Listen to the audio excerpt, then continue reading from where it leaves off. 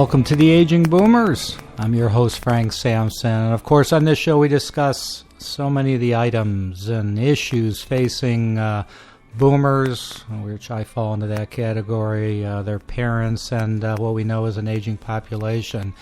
And before I introduce our guests, I want to let everybody know that today's show is sponsored by Senior Care Authority, a professional senior placement and elder care management organization that has a national network of advisors to help in determining the right path for seniors in receiving proper care or even supervision. So whether it's in-home care, assisted living, residential, or memory care, get the necessary advice from a senior care advisor in your area by calling Senior Care Authority at 888-809-1231, or you could go directly to their website at www.seniorcareauthority.com.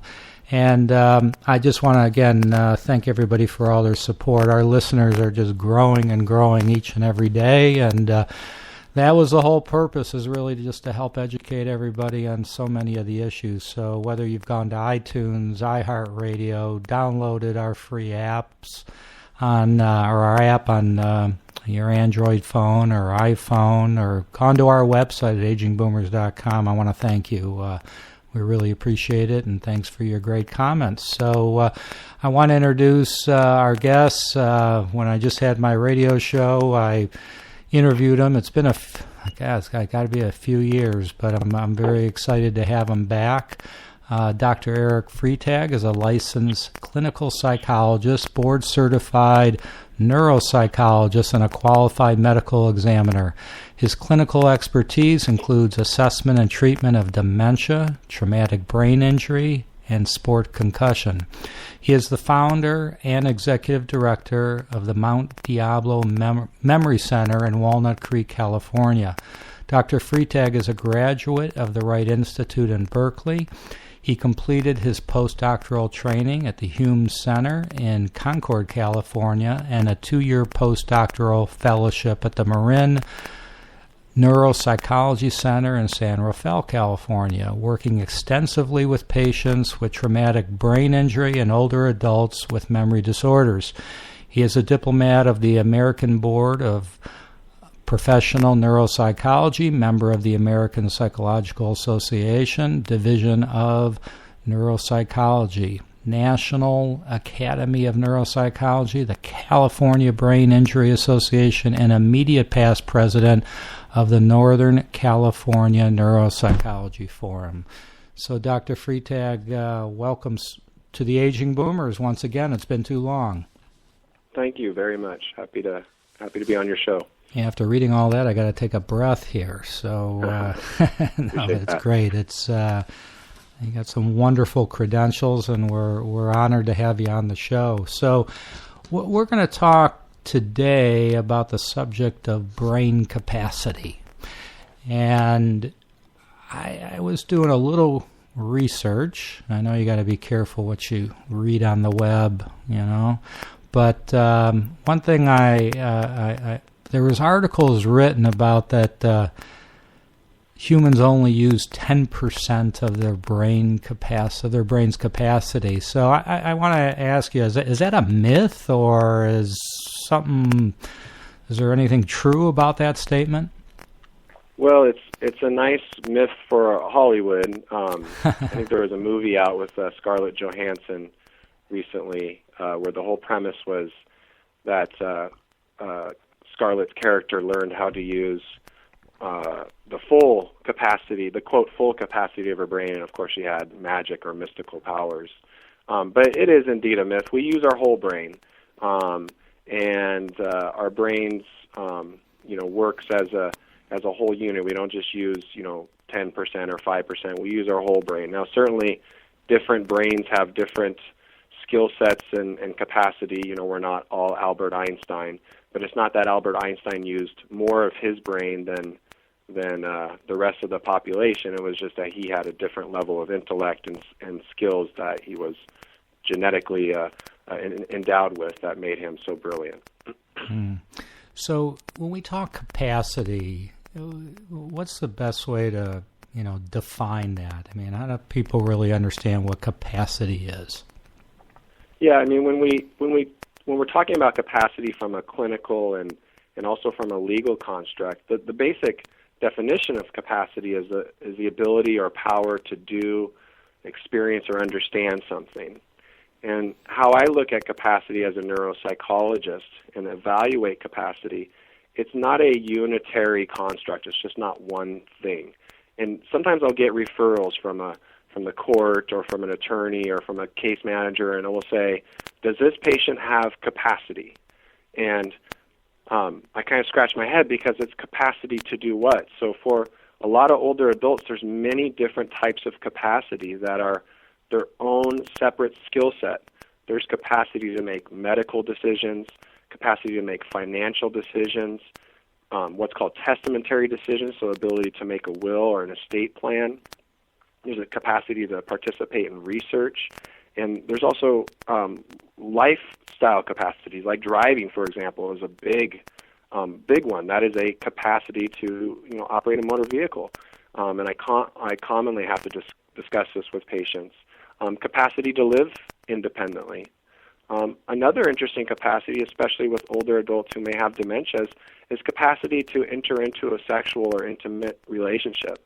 Mm-hmm. There's an interesting case in Iowa right now where there's a state senator actually getting charged with sexual assault because his wife, who's an older adult, has dementia, and they had sexual intimacy, and the district attorney believes that his wife actually did not have the capacity because of her dementia to consent to that, and they're actually charging him with sexual assault. Wow, jeez.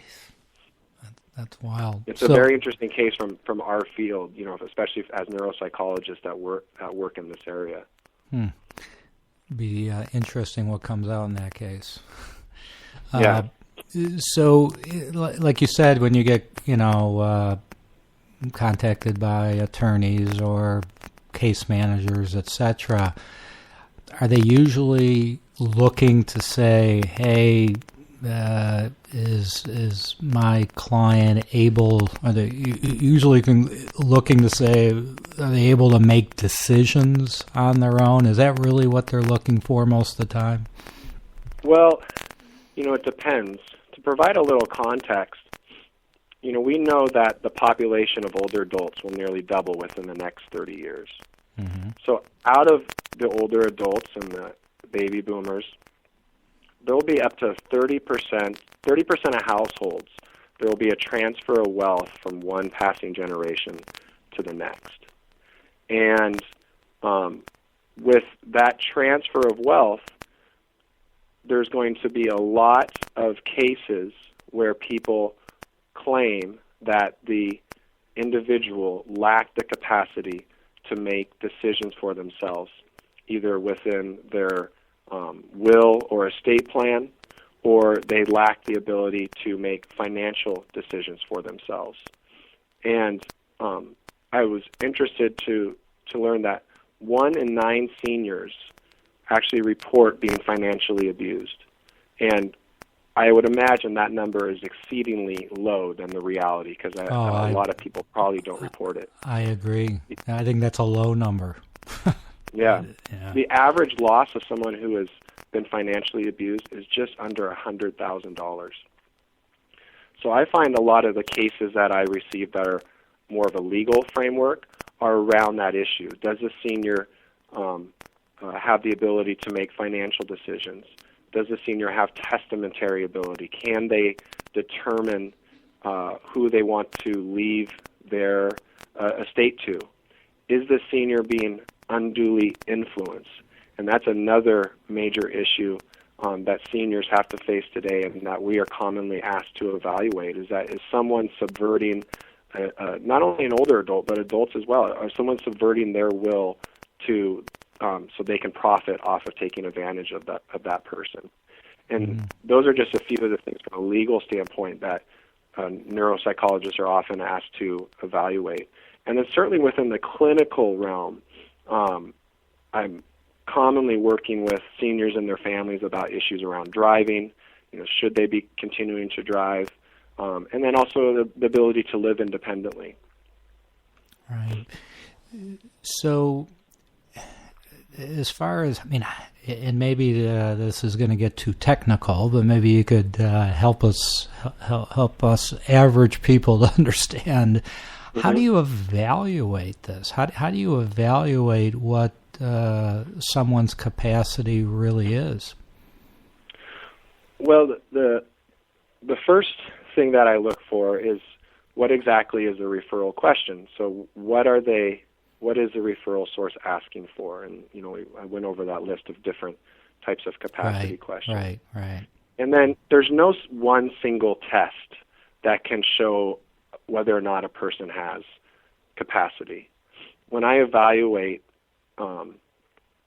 someone, we look at their history, I do an extensive interview, and then there are certain neuropsychological or cognitive tests that I can administer that help me get an understanding of their cognitive functioning and also their ability to understand decisions that they're making. And after all of that, what I'm trying to determine, whether it be any sort of capacity, is does the individual understand? Do they appreciate the decisions that they're making? Are they able to explain why they're making certain decisions? And are they able to show rationality or good judgment in their decisions? And that can sometimes be a little subjective. We have a right as an individual to make bad decisions with your money. So I'm not necessarily evaluating whether or not the decision is a good decision with their money, but if they can explain why they're making that decision, and that explanation follows some sort of logic or rationalization. Mm-hmm. I got to believe you must have been confronted with situations, and it has to be pretty tough with power. When there's situations with powers of attorney. So, we've certainly promoted on this on our show and in my business for people to make sure they have a power of attorney should the need arise and they're not in a position to make decisions. But so many families wait too long, all right? And then when a situation arises for a senior and some important decisions have to be made, there's no power of attorney, and maybe their situation is such that they're really not of sound mind to make those decisions, and then it could get turned over to the courts and things. So any comment on that, and have you been confronted with those situations? Oh, yeah, that's a very common scenario. I even look at in my own family, when my grandmother passed away, she passed away what's called intestate. She had no last will or any sort of direction about how her estate should be divided. Mm-hmm. And that was just something that she didn't do. Fortunately, my father and aunt and uncle, they all got along and were able to sort it out and maintain that connection in the family. And it was a very good situation where, as you can see, that could potentially have been fraught with a lot of significant issues. And that's oftentimes what I do see is when siblings start to go against each other.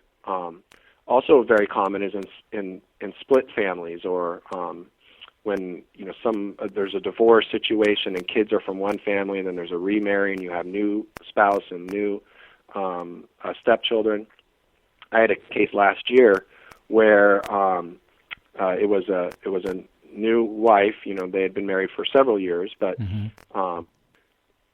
It actually made sense the way that they were attempting to change their estate plan. But there was some ramifications about how it impact the individual's biological children. And so there was a lot of acrimony. And so I was called in to evaluate this person's ability to make changes to their estate plan. Even though they made sense from a legal and tax standpoint, that made perfect sense. But at the point I was called in to ask to evaluate him, he was very much in the middle stages of dementia. And in my opinion, he didn't have the capacity to make the decisions that were being recommended by people working on his estate plan. And so it really, unfortunately, made the situation a very sticky situation that had to get the courts and judges involved in order to come to a resolution.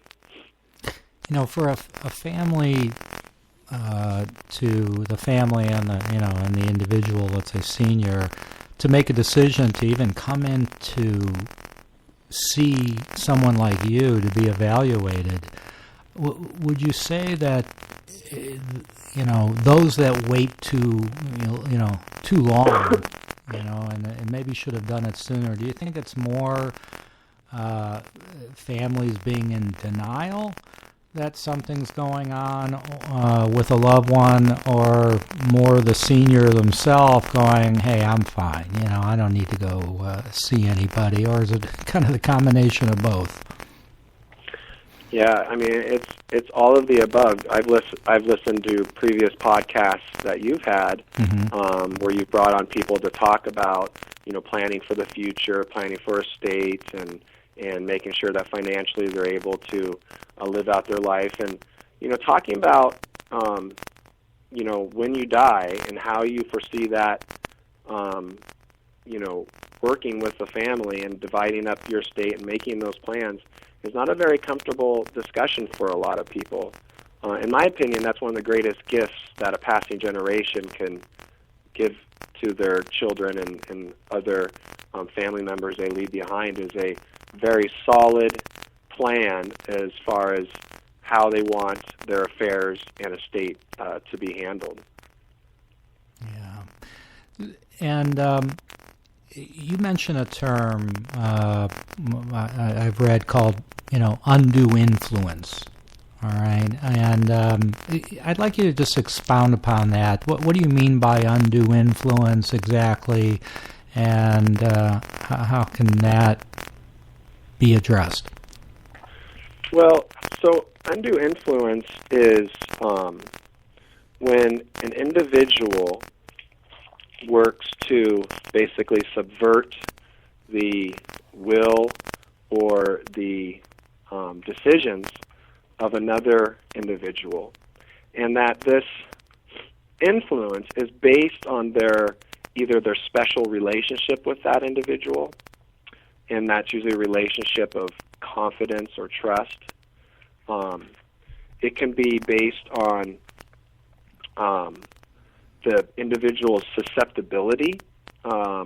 So for example, a senior with dementia can be very susceptible to being unduly influenced, to falling under the desire of an outside party, and that outside party is working to have them make decisions that they benefit from. Mm-hmm. And there's usually a lot of warning signs that this is going on. One certainly is that there is some sort of relationship, and typically that relationship is confidential or kind of secretive in a way. The outside or the influencer could isolate the individual. It can also make them dependent on them. So whether it's dependence for basic living, water and shelter and food, but even more emotional manipulation, dependence on emotional connectiveness, sometimes intimacy and sex, that can be part of their dependency. Mm-hmm. And the exploiter, or the person doing the influence, will manipulate that individual. And typically then what it involves is an actual monetary loss, where this individual is, either through scamming them to take their money while they're alive, or convincing them to change their will and estate plan to be the benefit of the influencer. Yeah, when we've had, as you mentioned, some shows in the past, and we've had some experts on the show as it relates to abuse. And when most people hear abuse, I think they think physical abuse, which, of course, physical abuse with seniors is absolutely an issue. But when within our industry, when we hear abuse, we're assuming financial abuse, because that's just running rampant, and you must see that too often. It's hard to deal with, very difficult. Oh, absolutely. I mean, just that statistic I mentioned earlier, 1 in 9 seniors will be financially abused, and again, we understand that is probably a woeful underestimation of that. Yeah. If you don't mind, I'd like to shift gears a little bit, only because, you have such just a wide range of expertise. And I know that, you've dealt with traumatic brain injury. You've gotten involved, with sport. You're involved with sport concussions, and we're hearing, unfortunately, way too much about that. And for our listeners, I'm sure many of our listeners have children or grandchildren that are of the age that they're getting involved in sports. If you don't mind, I'm going to read a quote I read of yours recently. It says, concussions are largely an unavoidable risk athletes take to participate in the sport they love. On a whole, they should be a benign neurological event.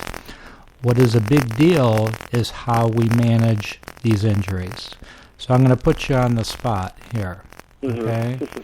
I don't know if you have children or how many, and we don't have to get into that, but if you had a young son, all right, that was of the age to start, that could start playing football, would you allow your son to play football? Well, you are putting me on the spot. I do have 2 young sons, and the question of whether I get asked that question quite frequently, and it's not me dancing around it, but it truly has to be an individual family decision. So I know, for example, with my family, we're on the radio, so you can't see me, or on a podcast, but I'm pretty tall. I'm almost 6'5". When I was in high school, I was probably about 160 or 170 pounds, and I have a long, skinny neck and probably a big head. I imagine my children will be of similar. They're showing that they'll be a pretty similar body type. I would venture that my body type, as far as the risk of traumatic brain injury is concerned, is not the ideal type to play football, where the length of my neck, the size of my head, can create a lot of velocity, a lot of whipping action. I'm pretty, of a narrow build, so I can't absorb a lot of contact. So football for us personally would not be the sport of choice, I would imagine, for my children. They're 8 and almost 6, so we have a little bit of time to make that decision. I will say, without equivocation, I do not support tackle football before high school. Children that play tackle football before high school, their bodies in relationship to the size of their head and to the size of their neck is completely out of proportion because the body is developing and growing. And you literally have, especially when they put on football helmets, they look like little human bobbleheads. And the amount, people will say, well, they don't hit very hard. When you watch a 7 or 8 year olds play, they don't hit very hard. And that's true. It's all relative. When you compare them to watching a college or NFL, they absolutely do not hit with the same force as a big NFL player would do. But it's also important to remember that the amount of force that's created on an impact of a child playing football, because their heads are so large, the force is created is almost equivalent to the force that is generated in these much larger grown men, because it creates much more velocity and whipping type action of the head when it does get hit. So if you look at the average hit in the NFL or college is anywhere between 20 and 30 Gs of force. Mm-hmm. In Pop Warner, the average hit is anywhere between 15 to 20 Gs. So it's not too much lower, and that's because their bodies aren't yet developed to be able to absorb that impact. That's very interesting, and the more we're hearing, we're hearing that it is starting at the younger age, and so I mean, even those big linemen and everything that have been, diagnosed with some form of dementia, and they point the finger to football. You're saying that even, in all likelihood, they may be started too young, possibly. Well, there's some interesting a lot of studies research going coming on, out. I know. Yeah. That a lot of this is so early, so we can't make these rock-solid conclusions. But there's some interesting research coming out about NFL players that actually played Pop Warner. When they evaluate these retired NFL players now, the ones that started earlier show more deficits in cognitive functioning than the ones that started later, maybe in high school, as far as tackle football. I also want to tie it to when you read one of my quotes. It's important to understand that a isolated concussion event is very common, and there's no evidence that an individual who experiences a concussion, a healthy young individual, an adult that experiences a concussion, will experience any sort of long-term or permanent damage. And that's what I mean by a benign neurological event. Mm-hmm. Benign in as much as there's certainly an injury that occurs to the brain after a concussion, but there's no evidence that causes any long-term or permanent damage. If I could then separate that, though, with issues that maybe a lot of your listeners are dealing with, when we're talking about older adults and when they have traumatic brain injuries and concussions, it's a whole different ballgame. Mm-hmm. Because in an older adult, the brain is so much more susceptible to brain injury. And that's because our brain goes through a natural or normal shrinking, or what's called atrophy. And that's a normal part of aging. In dementia, it can be accelerated. The atrophy can cause your brain to shrink at much more accelerated rates. And when a senior falls and has even a minor fall and a minor head injury, because the brain is smaller, there's so much more space for it to move around inside of the skull that even mild type of injuries can cause significant issues and damage to the brain. And in fact, falls are one of the number one reasons why seniors end up in the nursing home, and traumatic brain injuries are one of the number one reasons why seniors end up in nursing homes. That's very interesting. But, unfortunately, I could talk to you all day about this stuff. But, I want to make sure we leave time so you could let our listeners know if they wanted to get a hold of you or your organization. How would they do that? Sure. Well, we're on the web at MountDiabloMemoryCenter.com, and the Mount is MT, so MountDiabloMemoryCenter.com. I'd be happy to take people's emails. I can be reached at Dr. Freitag at MountDiabloMemoryCenter.com, and Freitag is Freitag. And you can also follow me on Twitter at Friday Brain Doc. So Friday like the day, Brain Doc. Great.